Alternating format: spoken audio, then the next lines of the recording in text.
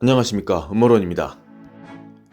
미국 대선이 오는 11월 5일로 미국은 이미 대선 레이스에 돌입했습니다. 민주당이냐 공화당이냐보다는 온갖 트럼프 재선에 관심이 쏠렸습니다. 트럼프 대통령 시절 독단적 정책을 추진했기에 모두들 큰 걱정을 하는 것 같습니다. 도대체 트럼프는 어떤 인물이며 과거 행적을 확인하여 미국 대통령에 다시 선출될 경우 트럼프가 행할 정책을 예측하고자 합니다. 트럼프 대통령 시절 북한과 매우 밀접한 관계를 유지하려고 노력했습니다. 북한 김정은으로부터 친서를 받고 여러 차례 정상회담을 하는 등 다양한 제스처를 취했습니다. 그러던 중 북한이 핵실험 중 가장 파괴력이 큰 수도탄 실험을 했거나 미사일 발사했을 때는 강경하게 대처하면서 압박하기도 했습니다. 트럼프의 성격은 고집이 세고 역동적이며 자신이 하고자 하는 것은 반드시 이루려는 강한 의지를 볼 수 있습니다. 사업가였던 트럼프는 대통령이 된 후에는 사업가와 행정가 기질을 적절히 활용했습니다. 오랜 동맹인 나토의 방위비 증액을 노골적으로 요구하여 나토 당사국들이 매우 난처한 상황을 겪게 되었습니다. 미국 영토도 아닌 지역을 미국이 방어해주면서 나토 방위 예산 50% 이상을 미국이 부담하는 현실을 꼬집은 것입니다.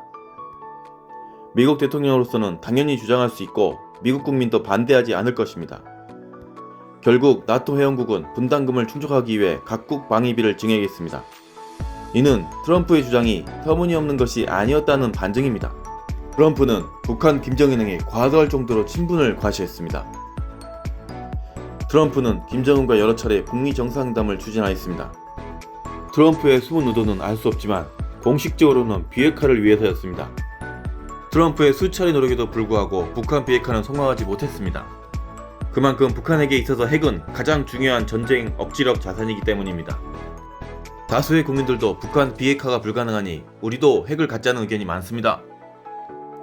만약 트럼프가 재선에 성공한다면 미국은 북한을 핵 보유국으로 인정할 수 있습니다.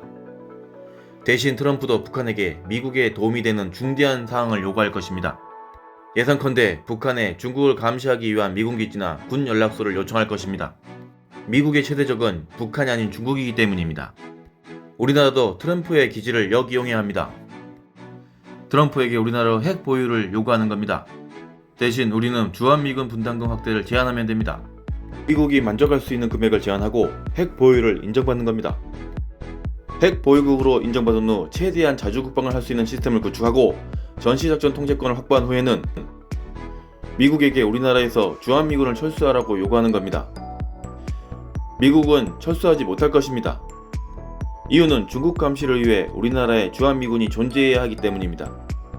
이때부터 주한미군 분담금을 낮추는 요구를 하면 됩니다.